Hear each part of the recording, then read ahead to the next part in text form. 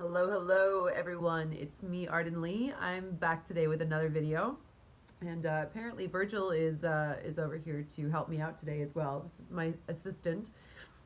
So today's video is going to be about how do you open up again after you've dealt with betrayal, abandonment, disappointment, being hurt by other people, having them violate your boundaries.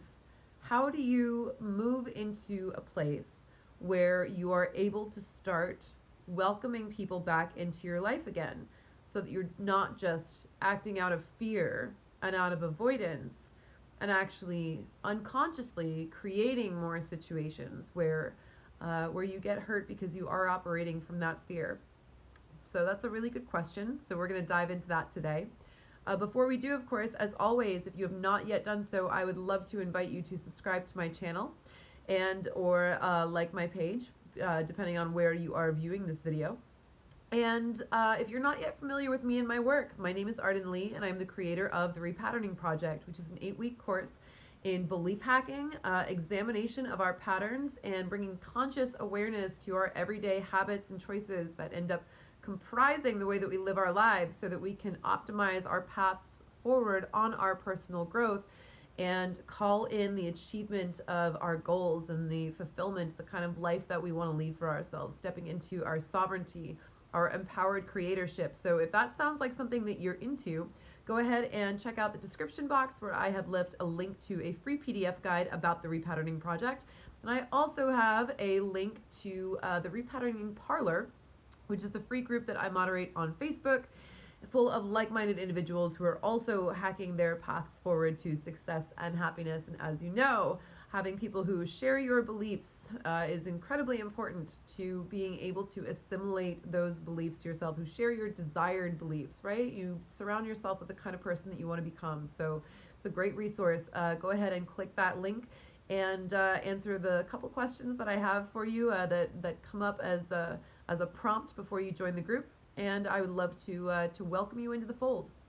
All right, so today's question is from someone who is wondering how they can reset their patterns of fear and avoidance after experiencing abandonment, betrayal, loss, hurt, grief from interacting with other humans. There's something called the hedgehog dilemma. The hedgehog dilemma is this sort of metaphor that if we're all sort of hedgehogs with our individual preferences and makeups and triggers and wounds, then we want closeness. We don't want to be isolated from people.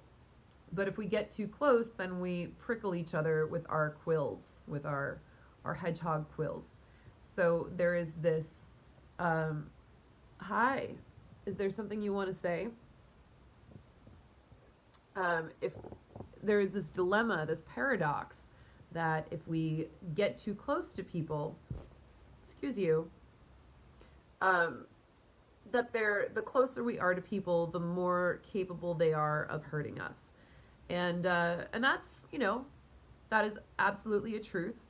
And even if we get to a point where, we've really done our due diligence, there is always that chance that someone has been lying to us the whole time about who they are. There's always the chance that, we're however many years we are into our marriage and discover that our partner has this whole side life, this whole secret life that they haven't told us about, other affairs, other relationships, other things that they're doing, right? Maybe they're an assassin and they're a spy and they can't tell you who they are, and your whole marriage has been set up as, who knows? There's never any guarantee in life that you're not going to get hurt. But something that my friend Jared Michael said recently, he's also a member of the Repatterning Parlor on Facebook. He wrote something recently, and I'm paraphrasing because I don't have it in front of me right now. But essentially what he said is that you either go out and you live life among people and you allow yourself to be vulnerable, and you inevitably end up being broken open by the ways that that vulnerability triggers you, whether it's by being hurt by people who haven't treated you with kindness, or whether it's not even because someone is betraying you, but just because you're being two hedgehogs whose triggers are butting up against each other. And that's causing pain because the both of you want to come together and want to coexist peacefully, but it means looking at and examining a lot of your issues and behaviors and the way that you do things and the beliefs that you have and the stories you make up about what someone's actions mean and what you need from someone and what that person needs from you and all that jazz, and how all of that can get so tangled up and be such a possible source, a wellspring of vulnerability. You can allow that to break you open into greater self-awareness, into greater discernment, into greater knowledge and articulation of your needs and boundaries, or you can isolate. And if you isolate, you will still be broken open by your yearning, your longing for connection. It doesn't just go away. Actually, it's really funny. As I was uploading the last couple of videos, I upload a video and then I'll do some reading in between, just to pass the time as the video is uploading from my phone that I'm taping it on. And so I've been reading this book, The Lucifer Principle, that was recommended to me by my mentor, Grant Morrison. It's by Howard Bloom, and it's about, the fact that we don't exist just as individuals, but we also exist as society, as a superorganism, and we're all like cells in a body, and that the body, the social superorganism, has its own drives that are unique and independent, that transcend just our own individual drives for survival and reproduction, et cetera, et cetera. Kind of like the mob mentality is so often so much worse than anything. What we are capable of in mobs is far worse than what we tend to be capable of as individuals, so what is this group think, right? It's a really really interesting book so far. And the chapter that I just read was about this idea that without connection, if we isolate ourselves, then that in itself, even if we're acting, we think, out of self-preservation because we don't want to get hurt by other people, that also leads to to our demise. I'm gonna look at this for a second because I literally just read this, but essentially, let's see. Dr. George Engel collected 275 newspaper accounts of sudden death. He discovered that 156 had been caused by severe damage to social ties. 135 deaths had been triggered by a traumatic event in a close human relationship. Another 21 had been brought on by loss of status, humiliation, failure, or defeat. In one instance, the president of a college had been forced to retire by the board of trustees at the age of 59. As he delivered his final speech, he collapsed from a heart attack. One of his closest friends, a doctor, rushed to the stage to save him, but the strain of losing his companion was too much for the physician, and he too fell to the floor of the platform, dying of heart failure.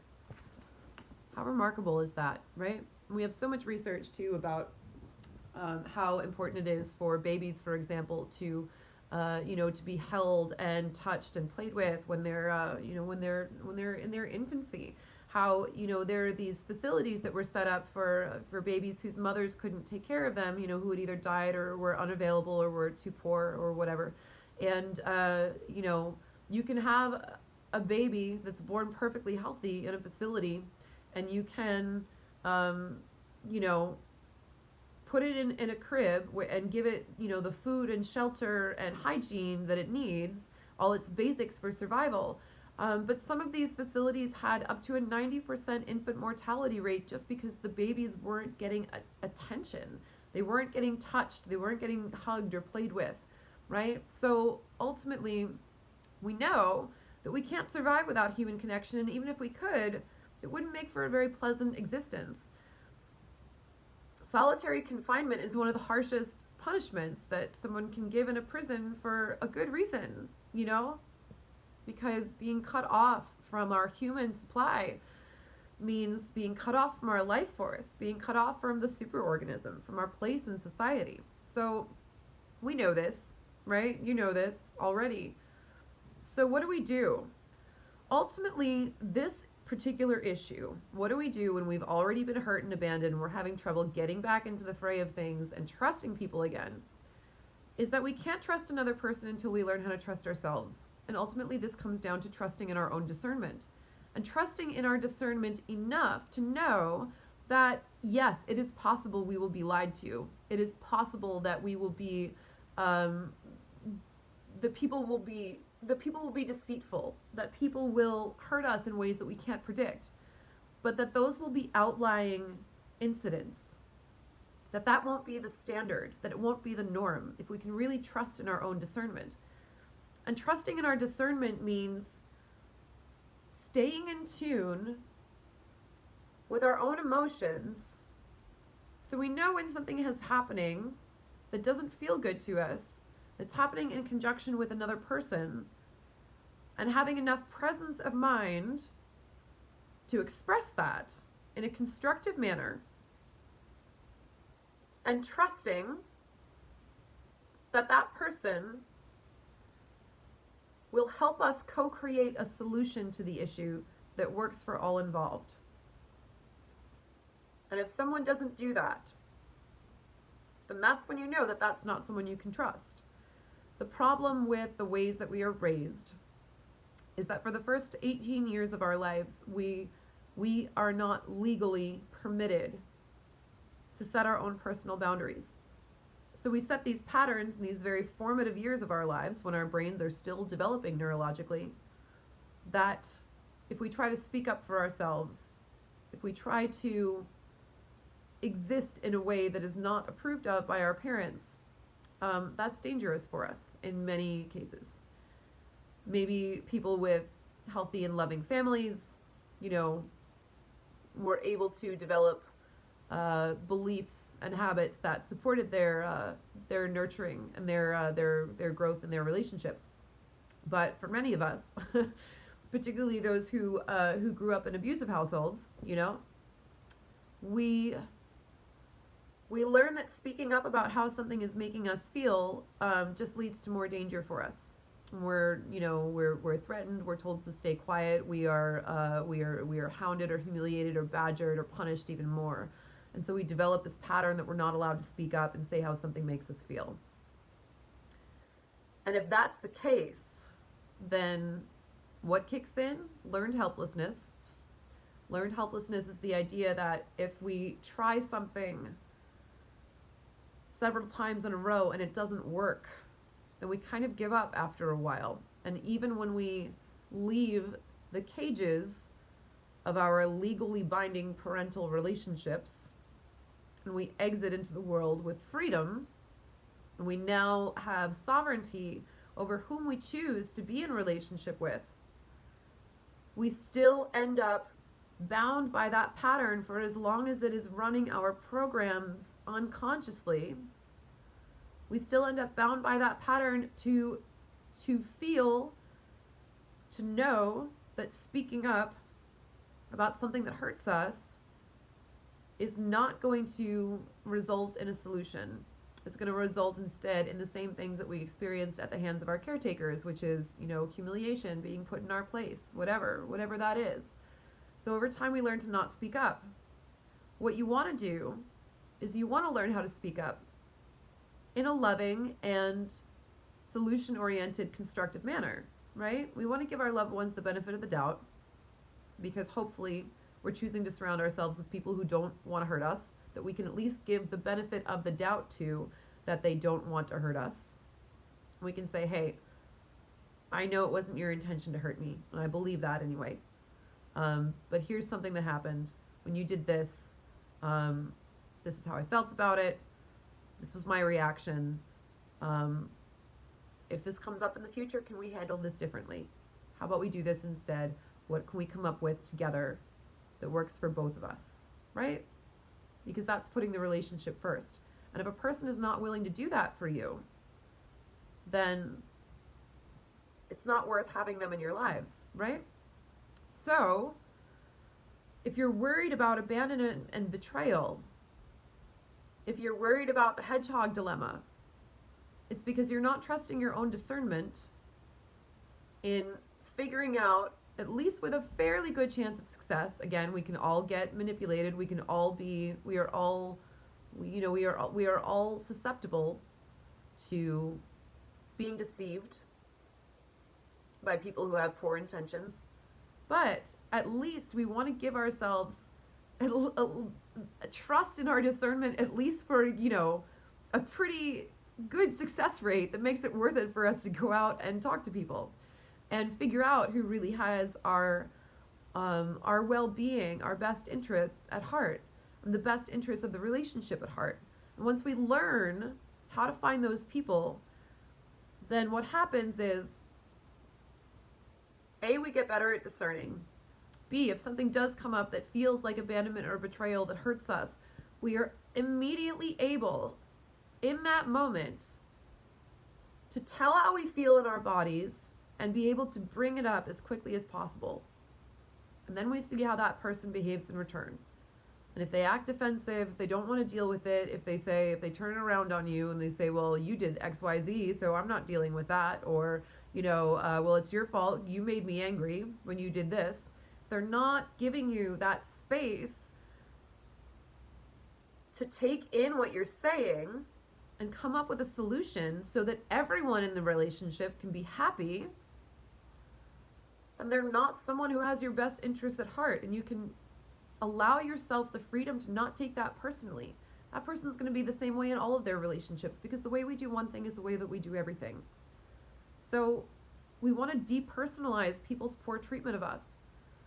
And ultimately, we want to look at them and say, man, it sucks that I've been hurt by people in my life before. But I actually feel worse for them than I do for me, because I know that at least I want to be happy. At least I'm trying to be happy. At least I'm doing my best to take accountability and speak up and look for solutions. You're just going around hurting everybody, because if you're going to do it to me, you're going to do it to somebody else. It's just the way that you're treating people. And you're going to sabotage all of your close relationships. You're going to ruin your friendships and your relationships with nice people like me who are like trying to be nice and be loving to you. And you're just going to take them for granted, and you're going to end up alone because that's how you treat people. You can bring your energy back to yourself and say, even though I may get hurt sometimes, I'm really glad that at least I'm the person who's trying to be a good person. And then take it to that next level and really start discerning for yourself who else is doing that same thing and who else is just going around and sabotaging everything.